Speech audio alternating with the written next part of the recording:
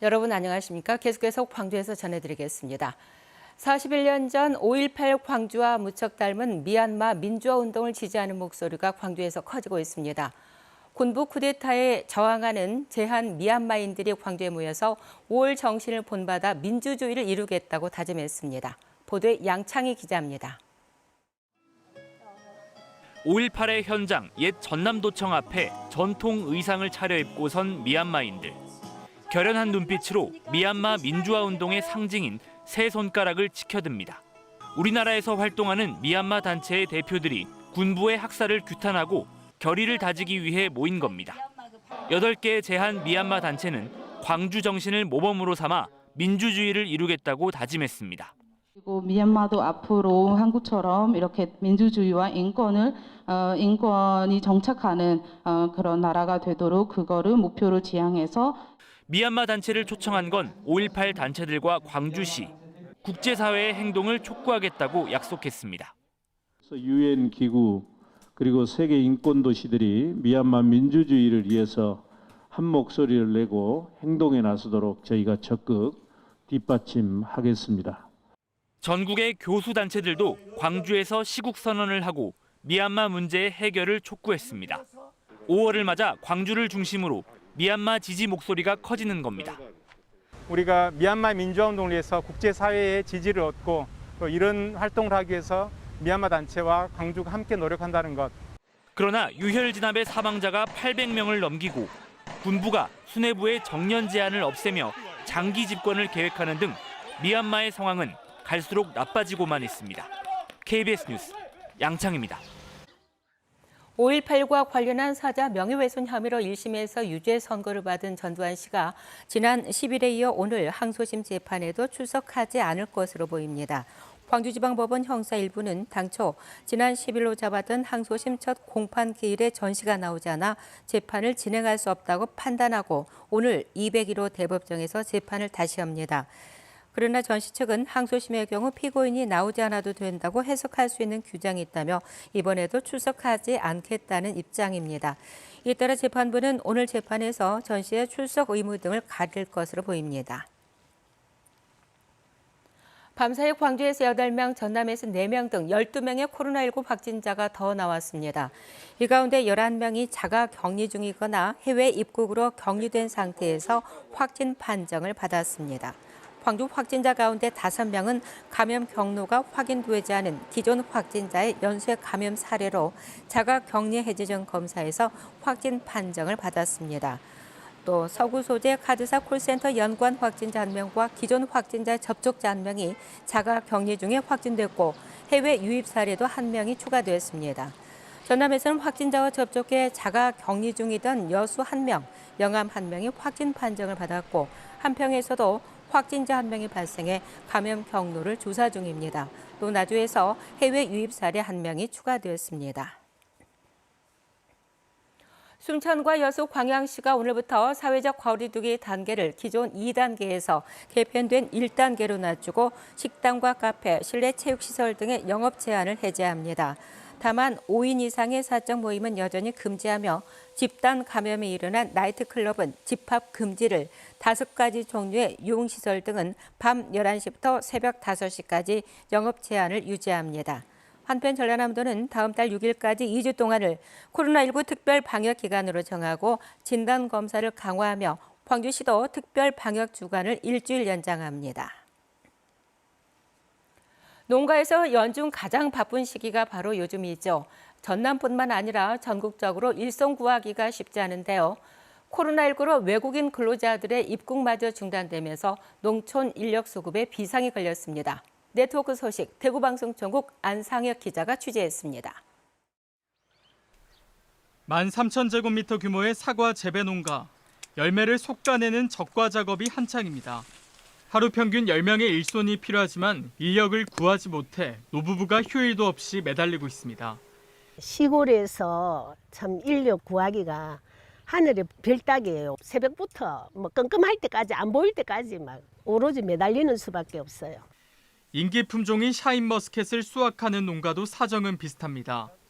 포도송이를 적정 크기로 다듬고 영양제 살포 작업까지 모두 수작업을 요하는 일. 하지만 근로자 인건비가 40% 이상 크게 오르면서 웃돈을 주고도 일손 구하기가 쉽지 않습니다. 부르는 게 값이에요, 지금. 지난해는 9만 원 정도 인건비가 소요가 됐는데 올해 같은 경우는 남성 기준으로 했을 때 13만 원, 14만 원 정도까지 지금 가고 있어요. 본격적인 영농철인 다음 달까지는 농가마다 일손이 가장 필요한 시기. 경북에서는 해마다 외국인 계절 근로자 800여 명이 각 농가에 파견돼 인력난에 숨통을 틔웠지만 지난해부터는 코로나19로 그마저도 중단됐습니다. 6월 초에 영양 지역에 174명이 외국인 계절 근로자가 들어오게 되겠습니다. 농촌 인력이 일부나마 해소가 될 것으로 그렇게 판단하고 있습니다. 자치단체마다 농촌 일자리 알선 창구를 운영하고 일손 돕기 자원봉사에도 나서고 있지만 인건비 급등에다 수급 요청이 한꺼번에 몰리면서 인력난 해소에는 역부족입니다. KBS 뉴스 안상혁입니다. 우리나라 치매 환자는 75만여 명으로 65세 이상 노인 10명 중 1명이 치매를 앓고 있습니다. 식물을 재배하는 이른바 치유 농업 활동이 경증 치매 노인의 인지 기능을 크게 높인 것으로 나타났습니다. 전주방송전국 진유민 기자입니다. 작은 텃밭에 70, 80대 노인들이 삼삼오오 모여 있습니다. 꽃향기를 맡고 직접 만지며 하나하나 기억에 새깁니다. 예쁘죠? 향도 좋죠? 자, 로즈마리 향은 우리 머리를 맑게 해주는 성질이 있어요. 정성껏 길러 수확한 애플민트로 차를 끓여 마시며 허브의 향을 맛으로도 느낍니다. 처음에는 기억력이 없고 사람이 그냥 낙태하고 그런데 여기서 이제 오락이 가지고 이런 교육을 하면서부터는 아주 그냥 활기차고 재미있고 모든 것이 다 좋아요. 비교적 재배하기 쉬운 식물을 가꾸면서 정서적, 신체적 안정감을 얻는 치유 농업 활동으로 특히 경증 치매 노인의 경우 오감 자극으로 인지 능력을 키워 증상 악화를 막는 효과를 얻을 수 있습니다. 인지 훈련, 인지 자극, 인지 재활이라는 인지 중재 접근 방법이 있습니다. 각각의 하위 요소들을 충족을 시키게 자원들을 좀 더 명확하게 활용할 수 있는 방법을 실제로 경증 치매나 치매 전 단계인 경도 인지 장애가 있는 노인 10명을 대상으로 10주간 치유 농업 활동을 한 뒤 검사한 결과 기억력과 장소 인식 능력이 전보다 각각 18.5%와 35.7% 상승했고 우울감은 68.3% 줄어들어 정상 범위로 나타났습니다. 채소, 각종 채소 등 여러 가지를 직접 할 수 있어서 그 심고 자라는 모습을 보면서 어르신들이 굉장히 좋아하시고 행복해하십니다. 농촌진흥청은 보건복지부와 함께 올해까지 전국의 노인 인지건강 특화 치유농장 9곳을 추가로 마련할 계획입니다. KBS 뉴스 진유민입니다.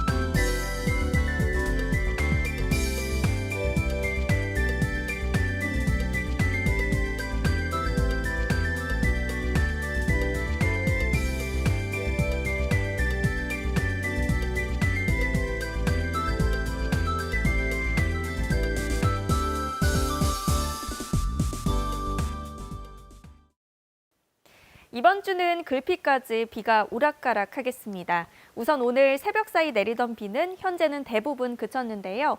내일도 아침부터 낮 사이에, 모레는 다시 밤부터 비가 시작이 돼서 글피 오전까지 비가 오니까요. 이번 주는 작은 우산 가지고 다니시면 좋겠습니다. 비는 아침에 모두 그치고 차차 맑아지고 있습니다. 오늘 낮 동안에 하늘은 맑겠는데요. 다만 비구름 뒤로 황사가 유입이 되겠습니다.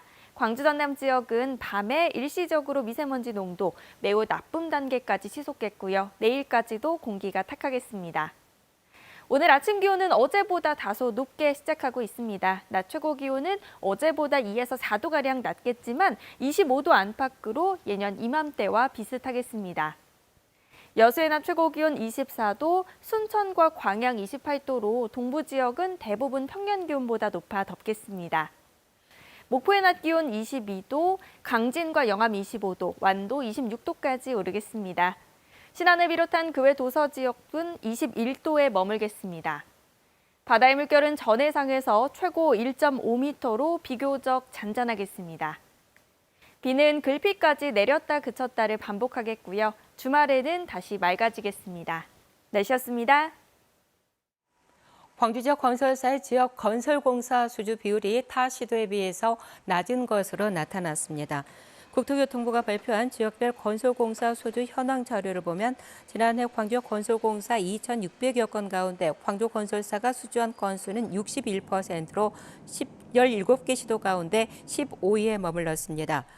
수주 금액 역시 광주 지역 건설공사 계약 금액 약 5조 원 가운데 광주건설사 수주 금액은 29%로 13위에 그쳤습니다. 신양파크 호텔 공유화 방안을 모색하는 대시민 토론회가 내일 전일빌딩에서 개최됩니다. 이번 토론회에는 무등산 환경 보존을 위한 시민운동과 신양파크 호텔 공유화 방향에 대한 주제 발표와 지정 토론에 이어서 참가자 자유토론으로 진행됩니다. 또 시민 의견 수렴 등을 거쳐 신양파크 호텔 공유화 방안을 모색한 뒤 다음 달 1일 시민들에게 발표할 계획입니다.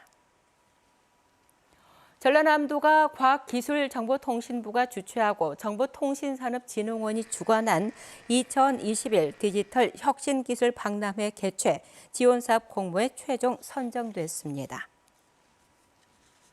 월요일 아침에 함께한 KBS 뉴스를 마칩니다. 감사합니다.